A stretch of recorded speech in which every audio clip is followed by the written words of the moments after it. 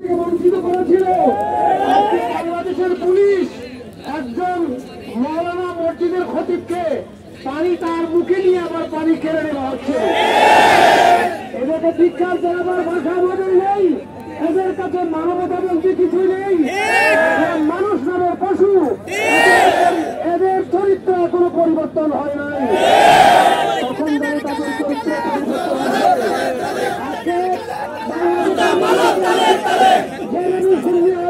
উপরে নির্যাতন হচ্ছে।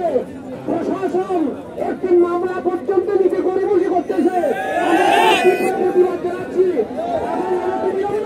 সরকারের কাছে দাবি জানাচ্ছি এর বিরুদ্ধে ব্যবস্থা করার জন্য।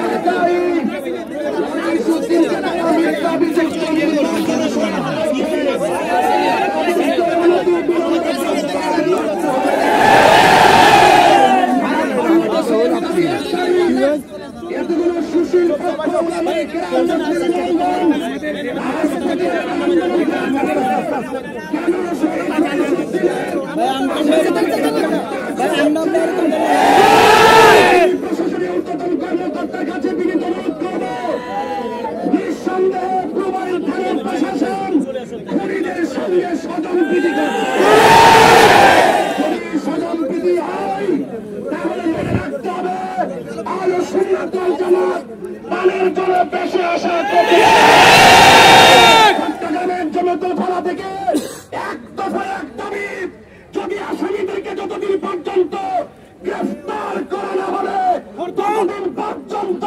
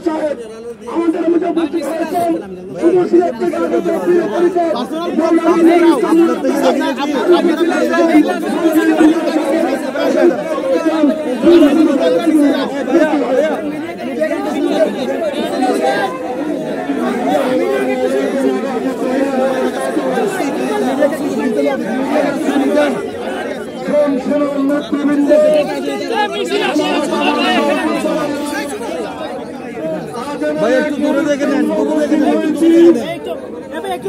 একটু দূরে দেখে নেন ভাই, একটু পিছনে দেখে নেন। হত্যাকাণ্ডকারীরা পক্ষ নিচ্ছে ভাইয়া পিছনে আসো, পিছনে আসো।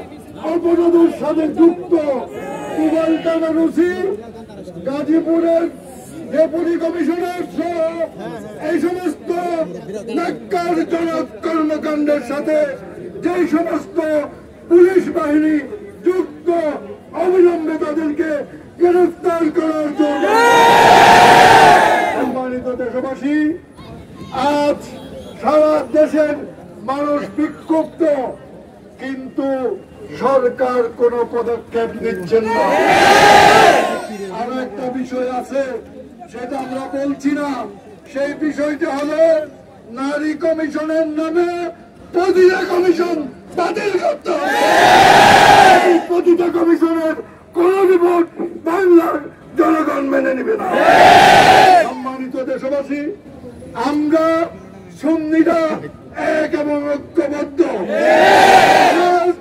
সকল পীর মাশায়েখ, উলামায়ে কেরাম, রাজনৈতিক কর্মী, ছাত্র কর্মী, সবারই এক দাবি, আগামী 48 ঘন্টার মধ্যে যারা খুনি এবং খুনিদের প্রশ্রয়দাতা সবাইকে গ্রেফতার করে আইনের আওতায় আনতে হবে।